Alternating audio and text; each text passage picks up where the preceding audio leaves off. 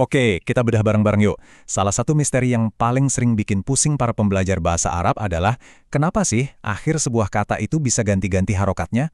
Nah, hari ini kita akan fokus ke satu keluarga besar yang sebetulnya jadi kunci buat mecahin misteri ini. Pernah nggak sih kamu lagi asyik baca, terus tiba-tiba berhenti dan mikir, loh kok kata ini harokatnya fathah, perasaan kemarin di kalimat lain harokatnya domah? Kalau pernah, tenang, kamu nggak sendirian. Ini tantangan yang umum banget, tapi sebenarnya ada sistem yang super logis di baliknya. Dan jawabannya adalah i'rab.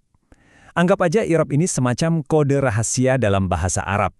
Begitu kita paham sistem ini, setiap perubahan harokat di akhir kata itu bukan lagi jadi misteri. Justru itu jadi petunjuk yang sangat jelas tentang peran kata itu di dalam kalimat. Keren kan? Nah, kerennya lagi, sistem i'rab ini tuh terstruktur rapi banget. Bayangin deh, kita lagi buka sebuah peta. Di peta ini, ada 4 wilayah atau status utama yang bisa dimiliki oleh sebuah kata benda, atau yang kita kenal sebagai isim. 4 status itu adalah rafa, nasab, jar, dan jazm. Masing-masing punya tugas utamanya sendiri. Rafa biasanya buat subjek, nasab buat objek, dan seterusnya. Nah, di pembahasan kali ini, kita akan menyelam lebih dalam ke salah satu yang paling sering kita temui dan paling penting, yaitu status nasab. Baik, sekarang kita fokus total ke status nasab. Status ini sering juga disebut kasus akusatif, dan perannya itu, krusial banget dalam membentuk makna sebuah kalimat. Jadi, apa sih nasyab itu? Gampangnya gini deh, nasyab itu adalah status yang biasanya nunjukin kalau sebuah isim itu jadi penderita atau objek dari sebuah tindakan. Dan tanda yang paling umum, yang paling gampang dikenali, adalah harakat fathah di akhir katanya. Eits, tapi jangan salah. Tanda nasyab itu ternyata nggak cuma fathah doang. Nah, disinilah serunya. Tergantung jenis katanya, apakah itu tunggal, ganda, jamak, atau bentuk khusus lainnya, tandanya bisa beda-beda. Bisa alif, bisa ya, bahkan bisa kasroh, atau dengan cara membuang huruf nun. Anggap saja ini semua adalah peralatan lengkap yang membantu kita mengidentifikasi status nasyab dalam berbagai macam kondisi. Nah, supaya lebih gampang diingat, gimana kalau kita bayangin semua isim yang statusnya nasab ini sebagai satu keluarga besar? Kita sebut saja mereka keluarga mansubat. Setiap anggota di keluarga ini punya peran yang khas di dalam kalimat. Udah siap buat kenalan sama anggota-anggota keluarga ini?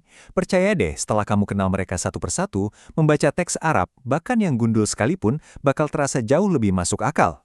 Yuk kita mulai perkenalannya. Anggota pertama, dan bisa dibilang yang paling terkenal di keluarga mansubat, adalah maf'ul bih, atau dalam bahasa kita, objek langsung. Jadi, intinya begini, maf'ul bih itu adalah jawaban dari pertanyaan apa atau siapa yang dikenai sebuah pekerjaan. Kalau saya bilang, saya membaca buku, nah, buku itulah yang jadi maf'ul bihnya. Sederhana kan? Coba deh lihat contoh ini, jelas banget. Kalimatnya, darabtu Zaidan wa Amron. Perhatiin deh, kata Zaidan dan Amron yang kita sorot di sini, kan merekalah yang jadi objek dari pukulan. Nah, karena itulah status mereka berdua jadi nasab, dan kita bisa lihat tandanya dengan sangat jelas, fathatain di akhir katanya. Perannya jadi kelihatan banget ya. Oke, kita lanjut ke anggota keluarga berikutnya, yaitu dzaraf.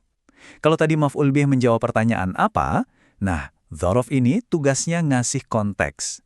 Dia yang menjawab pertanyaan kapan atau di mana sebuah aksi itu terjadi. Zaraf ini ada 2 jenis, zaraf zaman yang gunanya untuk waktu, dan zaraf makan untuk tempat. Dua-duanya ini udah pasti fix akan selalu berada dalam status nasab untuk menunjukkan fungsinya sebagai keterangan. Lihat contoh di slide ini, safartu yaumal jumu'ati. Kata yauma yang artinya hari, itu kan ngejelasin kapan perjalanan itu terjadi. Nah, karena fungsinya sebagai keterangan waktu itulah, dia otomatis masuk ke keluarga mansubat. Dan kita bisa lihat tandanya, yaitu harokat fathah. Anggota terakhir yang akan kita kenali hari ini namanya hal. Wah, kalau anggota yang satu ini, dia itu ibaratnya seorang pelukis ulung. Karena tugasnya adalah menggambarkan keadaan atau kondisi subjek atau objek saat sebuah peristiwa terjadi. Simpelnya, hal itu menjawab pertanyaan, bagaimana? Bagaimana keadaan si Ali saat dia sholat? Bagaimana kondisi guru saat masuk kelas? Nah, jawaban dari pertanyaan, bagaimana? Itulah yang kita sebut sebagai hal. Coba kita lihat contohnya. Shalla Aliyun jalisan. Pertanyaannya, Bagaimana keadaan Ali ketika sholat? Jawabannya adalah jalisan atau dalam keadaan duduk. Kata inilah yang berfungsi sebagai hal, dan karena perannya itu, dia wajib berada dalam status nasab.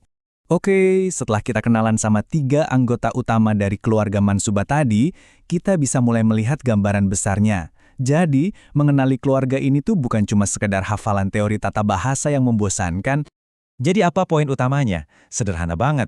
Setiap kali kamu membaca teks Arab dan melihat sebuah isim dalam status nasab, entah itu tandanya fathah, ya, kasroh, atau yang lainnya, sekarang kamu punya kunci untuk membacanya. Kamu bisa langsung bertanya, apakah ini objek? Ataukah keterangan waktu? Atau jangan-jangan ini lagi ngejelasin keadaan? Ini adalah sebuah lompatan besar dalam pemahamanmu. Jadi, sekarang kamu sudah punya bekal pengetahuan tentang keluarga mansubat. Kira-kira misteri apa lagi nih dalam ilmu nahu yang pengen kamu taklukkan selanjutnya? Coba deh tulis di kolom komentar, kita bedah lagi bareng-bareng di kesempatan berikutnya.